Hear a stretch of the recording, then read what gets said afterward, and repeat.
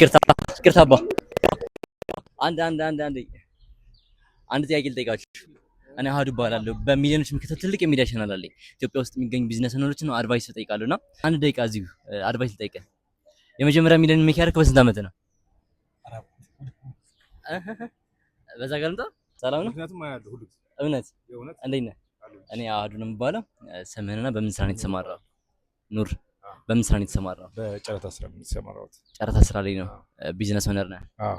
የድርጅት ምን ይባላል? ኑር በቃ በስሜ ነው። ኑር። በጣም አሪፍ። የመጀመሪያ ሚሊዮን ሜክ ያደረግህ በስንት ዓመት ነው? በዓመት በ21 ዓመት። በ21 ዓመት። አሁን ስንት ዓመት ነው? አሁን 34 ዓመት። ዋው በጣም ደስ ይላል። የመጀመሪያ ሚሊዮን ሜክ ስታደርግ ምንድን ነበር የሰራው ስራ በሰዓቱ? የሆነ ቢዝነስ ነበር ጨረታ ያሸነፍኩት። ጨረታ አሸንፈ ነው ያን ሜክ ያደረግከው ማለት ነው። አሁን ብዙ ወጣቶች ስራ ልንጀምር ይሉና የሆነ መነሻ ካፒታል ያጥራቸዋል። አንተ ወደ ቢዝነስ ስትገባ መነሻ ካፒታል ምንድን ነበር ያገኘው? መነሻ ካፒታል ብር ነው። ያ እሱን ብር ከየት ነው ያገኘው? ከቤተሰብ ነው ያገኘሁት። ቤተሰብ ሰፖርት አድርገዋል? ሰፖርት አድርገዋል። ውድቀት አጋጥሞህ ያውቃል በቤትህ? አዎ። እንዴት ነው የምትወጥ? ነገ ተስፋ እንዳለ። ተስፋ? አዎ፣ ነገ ተስፋ እንዳለ ማሰብ አለ። አሁን ብዙ ወጣቶች በዚህ ሰዓት ጊዜያችንን ትምህርት ላይ ኢንቨስት ከማድረግ ይልቅ ስራ ላይ ብናደርገው ስኬታማ ሀብታም እንሆናለን ብለው ያስባሉ። ምን ታስባለህ? አዎ፣ ስራ ላይ ማድረግ ነው ስኬታማ ብዬ ማሰበው። አንተ በመጀመሪያ ስትሰራ ያገኘው ገንዘብ ስንት ነበረ? በመጀመሪያ ስራ በመጀመሪያ ስራ በመጀመሪያ ሳገኘው የነበረው 350 ሺህ ብር ነበረች። 350 ሺህ ብር። ምን ሰርተህ ነው ያገኘው? ጨረታ ላይ ነው? አዎ። ስኬት ለአንተ ምንድን ነው? ስኬት ለኔ ብዙ ነገር ናቸው። ፋሚሊ ነው ስኬት። ፋሚሊ? አዎ። ገንዘብ ምናምን ስኬት ሊሆን አይችልም። ጥሩ ኑሮ፣ ጥሩ ቤተሰብ፣ ፍቅር ያለው ቤተሰብ ነው። ብዙ ሰዎች ስኬትን ሲያስቡ ከገንዘብ ጋር ያገናኙታልና ገንዘብ የስኬት መገለጫ ሊሆን አይችልም ማለት ነው። አዎ። ለኔ አንድ ሰው አንድ ወጣት ስኬታማ እንዲሆን በዚህ ታይም ምን ማድረግ አለበት ብለህ ታስባለህ?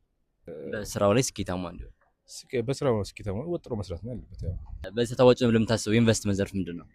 ለኔ ብዙ አይነት አዋጮች አሉ።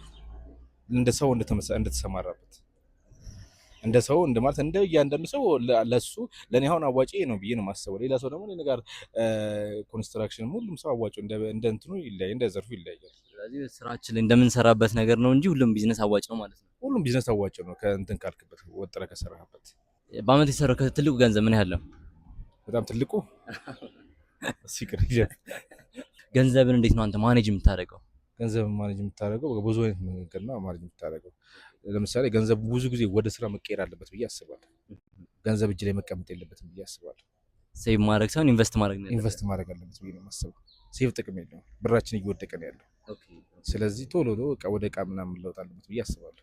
ያለንን ብር ቶሎ ኢንቨስት አድርገህ ነው ብሩ በሚወድቅበት ሰዓት እቃችን ግን ያድጋል። ምክንያቱም በየቀኑ ዶላር እየጨመረ ስለሆነ። በመጨረሻ ደረጃ ለወጣት ጄኔሬሽን የምታስተላልፈው መልእክት ካለ? ወጣቱ ከሱስ መራቅ አለበት። ያ ነው ህዝቡን እየጎዳ ያለው ሱስ ወጣቶች። በጣም አመሰግናለሁ ለሰጠኝ ጊዜ ለሰጠኝ እውቀት። ቴንክ ዩ ሶ ማች ብሮዬ።